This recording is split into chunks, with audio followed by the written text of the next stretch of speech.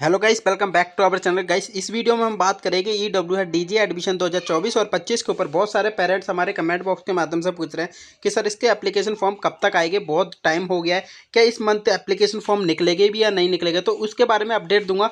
और बहुत सारे पेरेंट्स हमारे कमेंट बॉक्स के माध्यम से, टेलीग्राम के माध्यम से ये पूछ रहे हैं कि सर हम किस क्लास में बच्चे का नाम आने की ज़्यादा से ज़्यादा पॉसिबिलिटी रहती है, किस में लें।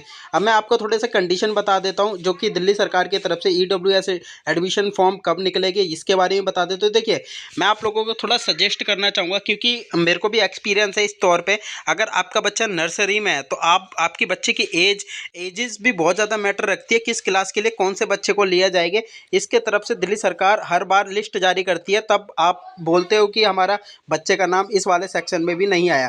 तो अगर मैं बात करूं, देखिए डीओई की तरफ से एक एज लिमिटेशन रखी गई है। अगर आपका बच्चा उस लिमिटेशन में काम कर रहा है, मतलब कि उस क्लास लायक है, तब आपके बच्चे को एडमिशन उस वाले कक्षा के अंदर हो सकता है। अब देखिए, अगर मैं नर्सरी कक्षा की बात करूं, यहाँ पर देखिए नर्सरी कक्षा की तरफ से अगर एज के क्राइटेरिया की बात करी जाए तो 3 से 5 साल बच्चे की उम्र रखी गई है। 3 से 5 साल के दौरान आप अपने बच्चे का नर्सरी क्लास में एडमिशन करवा सकते हो। अब मैंने आप लोगों को डॉक्यूमेंट की भी वीडियो बनाई है। अगर डॉक्यूमेंट भी आप लोगों के पास प्रॉपर है तो आपके बच्चे का नाम इस बार कंफर्म है कि निकलेगा ही निकलेगा, क्योंकि नर्सरी में ही ज़्यादातर बच्चे एडमिशन लेते हैं और नर्सरी में ही बच्चे के 3 से 5 साल के बीच में बहुत सारा बच्चे की एजेस रहती है। अगर मैं दूसरे की बात करूं कि केजी क्लास के लिए, तो गाइस देखिए, केजी क्लास की अगर मैं बात करूं स्पेशली, तो केजी क्लास के लिए 4 से 6 ईयर आपके बच्चे की एज होनी चाहिए। अब बहुत सारे पेरेंट्स ऐसे हैं कि मतलब कि बच्चे की उम्र हो रही है 5 साल और 5 साल ही नर्सरी और मतलब कि नर्सरी की भी उम्र है।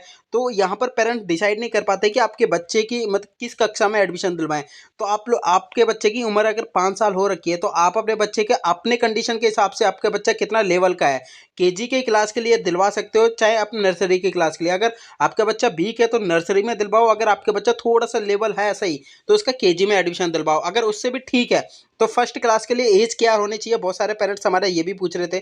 तो फर्स्ट क्लास के लिए अगर मैं एज के क्राइटेरिया की बात करूँ तो 5 से 7 साल के दौरान अगर आपके बच्चे की एज है तो आप अपने बच्चे की फर्स्ट क्लास में एडमिशन करवा सकते हो। ठीक है, अब रही बात केजी और फर्स्ट के लिए, तो केजी और फर्स्ट के लिए अगर 6 साल का बच्चा है, आपका 6 साल की उम्र हो रखी है, तो आप अपने बच्चे का लेवल देखना है कि आपके बच्चे का लेवल अगर ठीक है तो आपको फर्स्ट क्लास में एडमिशन करवा देना है। अगर आपके बच्चे का लेवल थोड़ा डाउन है तो केजी में एडमिशन करवा देना है।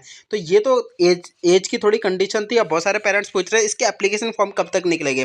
ठीक है, तो जो क्या पेरेंट्स हमारे चैनल पर पहली बार विजिट कर रहे हैं तो गाइस प्लीज़ लाइक और सब्सक्राइब जरूर कर देना, क्योंकि मैंने आप लोगों को पिछले साल जो बहुत सारे पेरेंट्स ऐसे थे जिनको फॉर्म भरना तक नहीं आता था, उनके बच्चे का नाम मैंने लाके उन बच्चों का एडमिशन करवाया था इस चैनल के माध्यम से। ठीक है, आप जाके हमारी प्लेलिस्ट में भी चेक कर सकते हो और टेलीग्राम पे भी बहुत सारे पेरेंट्स जुड़े हुए हैं।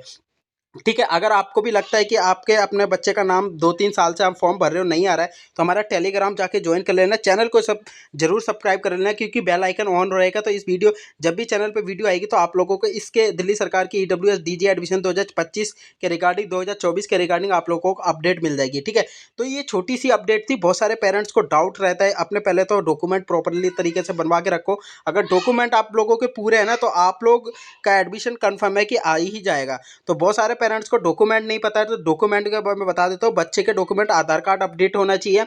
ठीक है, डेट ऑफ बर्थ सर्टिफिकेट होना चाहिए, रेजिडेंशियल प्रूफ होना चाहिए आप लोगों के पास दिल्ली का प्राइवेट स्कूल, मतलब कि प्राइवेट स्कूल के लिए आप लोगों का अपना जो रेजिडेंशन है। और अगर आपके बच्चे का बर्थ कास्ट सर्टिफिकेट है तो वो भी होना चाहिए। ठीक है, ये सब मैंडेटरी है। अब इनकम सर्टिफिकेट भी आपके मतलब कि आपका होना ही होना चाहिए पेरेंट्स का। तो ये थोड़ी सी कंडीशन है, आप थोड़ा सा बना के रखना, क्योंकि इसके जो एप्लीकेशन फॉर्म है इसके मार्च में ही आप लोगों के ज़्यादा चांसेस है निकालने के। ठीक है, चाहे 25 होली के बाद निकाल सकते हैं या फिर उससे पहले कोई अपडेट दे सकते हैं।